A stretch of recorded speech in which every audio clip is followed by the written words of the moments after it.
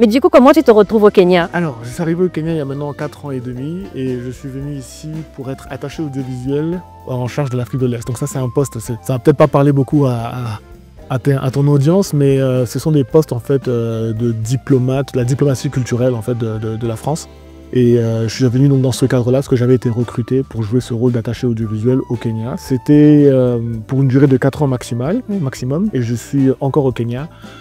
Je pense qu'on va évoquer ça un peu plus en détail après, mais c'est parce que justement je me plais ici et que j'ai vu un petit peu le potentiel et les choses qu'il y avait à faire, les possibilités, que j'ai décidé de rester au Kenya. Mais est-ce qu'avant cette opportunité, tu avais déjà été au Kenya ou en Afrique de l'Est? J'étais déjà venu effectivement, mais une seule fois et très rapide. C'était vraiment en coupe-vent, c'était dans le cadre du boulot. À l'époque, je travaillais pour un salon de l'audiovisuel et voilà, mais j'étais venu 4 ou 5 jours, c'était vraiment très rapide et j'avais pas eu l'occasion de vraiment me rendre compte de ce qu'était le Kenya. C'était vraiment in and out. Mais comment est-ce qu'on fait pour pouvoir être recruté justement par l'ambassade de France? C'est que c'est quand même souvent très... Alors, mon poste, c'est un poste particulier, c'est-à-dire que dans une ambassade, typiquement, il y a des diplomates, donc il y a des gens qui ont passé des concours pour être diplomate. Moi, ce n'était pas mon cas parce que je suis ce qu'on appelle contractuel dans le jargon, ça veut dire les gens avec qui on fait un contrat. Et surtout, dans mon domaine, qui est un domaine très spécifique, on cherche des gens du marché, des gens qui sont professionnels de l'industrie audiovisuelle, qui ont déjà une expérience, qui ont un réseau, qui connaissent le secteur. Et c'est comme ça que j'ai été recruté, parce que j'avais été identifié auparavant. Après, il y a tout un processus de recrutement où il faut candidater, etc. Enfin, c'est un long processus. Mais du coup, est-ce que tu as, je dis, à l'école, tu as fait ça comme étude dans l'université? Oui, j'ai fait des études alors j'ai fait un master en management de projet. Ouais. Et le management de projet appliqué au domaine culturel. Donc c'est comme ça que je me suis retrouvé de fil en aiguille là où je suis. Après, évidemment, j'ai fait des stages, j'ai fait toutes sortes d'emplois dans ce domaine à des niveaux divers. C'est vrai que c'est une carrière où c'est pas une carrière évidente dans le sens où ça reste quand même des métiers un peu nouveaux. J'ai travaillé en production, j'ai travaillé en chaîne de télé, j'ai une expérience diverse, mais c'est des métiers qui sont pas forcément très connus. Oui, justement, parce que je sais qu'aujourd'hui, c'est un peu plus facile d'avoir l'accès à l'information. Mais je veux dire, moi, je suis toujours éblouie quand je vois les anciens camarades qui ont fait des parcours atypiques. Je dis, mais comment t'es venue l'idée de savoir qu'on pouvait faire audiovisuel, on pouvait faire cinéma? À l'époque, on disait non, tu vas être docteur, tu vas être avocat, tu vas être... Oui. Surtout dans les familles d'origine africaine, il n'y a pas beaucoup d'options. C'est pour ça que je me dis, comment toi, tu as fait pour découvrir ce talent que tu avais et puis cet amour pour l'art, la culture? En fait, c'est un mélange de plein de choses. Je pense que c'est vraiment aussi un parcours de vie. J'ai été amené à voyager assez tôt.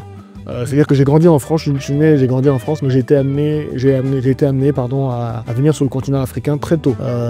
Quand j'étais d'abord à l'école primaire, au collège, etc., à faire des voyages comme ça, des allers-retours entre le continent et la France.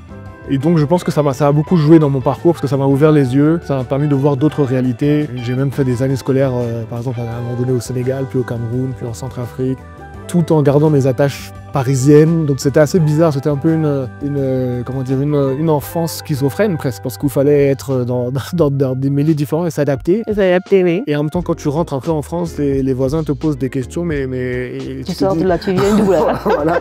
Et donc c'est assez intéressant et très vite on comprend en fait, enfin dans mon cas en tout cas, qu'il y a un enjeu d'image et que l'Afrique, la manière dont elle a été présentée au monde, n'était pas quelque chose qui était en phase avec la réalité. D'accord. Et donc très vite, je me suis questionné par rapport à ça et après je me suis dit et je me suis rendu compte que j'avais envie d'évoluer dans ce domaine-là et que j'avais envie aussi de changer la manière dont l'Afrique était perçue pour que ça soit justement plus proche de ce que de la réalité. Oui. Parce que il y a un tel décalage, et souvent ça vient du fait que les images qu'on voit de l'Afrique, c'est toujours un petit enfant affamé dans un désert. Oui, les temps d'eau, ce sont des images qui ne sont pas généralement tournées par des Africains, ce sont des images qui viennent d'ailleurs, qui sont avec un prisme... un peu un stigmate là. Voilà, et qui ne permet pas à l'Afrique de se raconter au monde. Donc d'une certaine manière, je me suis un peu donné cette mission là de changer le narratif du continent africain et de pouvoir faire en sorte que l'Afrique puisse se raconter au monde. Et ça n'a pas été compliqué pour toi de faire le retour sur le continent? Oui et non, après dans mon cas, je suis quand même venu dans des très bonnes conditions, aussi bien dans ce poste-là où j'étais à l'ambassade qu'avant quand j'étais avec Canal+, parce que là avec Canal+, j'étais en Côte d'Ivoire, à Abidjan. Donc j'ai eu des expériences comme ça qui m'ont permis à chaque fois de venir sur le continent et d'y faire des choses intéressantes. Donc difficulté non, plutôt beaucoup d'enthousiasme, beaucoup d'intérêt pour encore une fois faire des projets qui ne sont pas donnés à tout le monde. J'ai aussi, comment dire, je me sens privilégié d'une certaine manière de faire ce que je fais parce que c'est pas donné à tout le monde et que je pense y a beaucoup de gens qui tapent à la porte et il y a pas beaucoup qui sont appelés. Donc, voilà.